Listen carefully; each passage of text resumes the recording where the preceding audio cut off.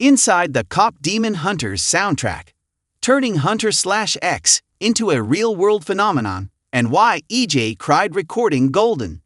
In a year saturated with strip-mined IP and algorithm-driven music drops, Netflix's Kpop Demon Hunters emerged as something entirely unexpected, an animated feature boasting an original soundtrack that finally balances the hook-driven idiosyncrasies of K-pop with the narrative necessity of a musical. The response was as swift as it was unprecedented. Within days of release, Kpop Demon Hunters dominated Netflix's upper reaches. The music charts told a similar story. Golden raced to No. 1 and earlier this month earned 3 Grammy nominations, including Song of the Year, while the soundtrack produced 3 additional top 10 hits. "I have no idea how I'm processing it," says Ejae, who is the voice of Rumi in the film, with a laugh. She joined the songwriting team for the movie before there even was a script. Her task? To authentically translate K-pop for the screen. "It was my first film, so trying to write lyrics based on a storyline was hard," she says. For Ejae, musical theater veteran Mark Sonnenblick was a lifeline. He focused on translating character traits into lyrics and melodic arcs. "The director's vision was coming together, and I came in to help bring that to life," Sonnenblick says.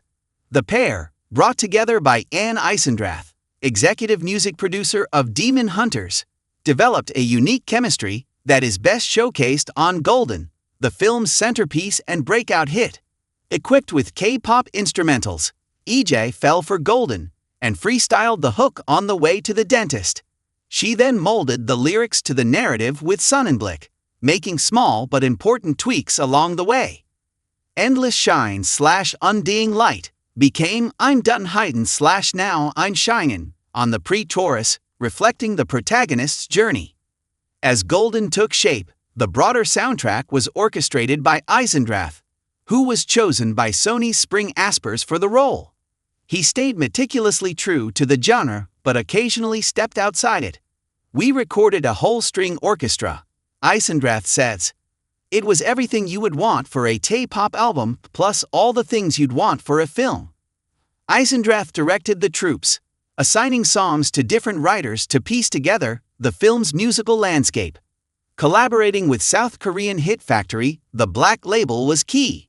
The team was looking for a strong Korean pop music production house to legitimize the music and really cement it as authentic and genuine, producer Danny Chung says. "But there were teething problems. We thought it was just going to be another day in the studio," Chung laughs. "But we had to add the element of storytelling, which we got the hang of eventually." Chung contributed Soda Pop, a candy-coated anthem with a ghoulish twist, and How It's Done. That's the film's opening number, and a lot was riding on it from a storytelling perspective. "It had to land because it introduces Hunter/X, Chung says. For him, the source material struck a deeper chord.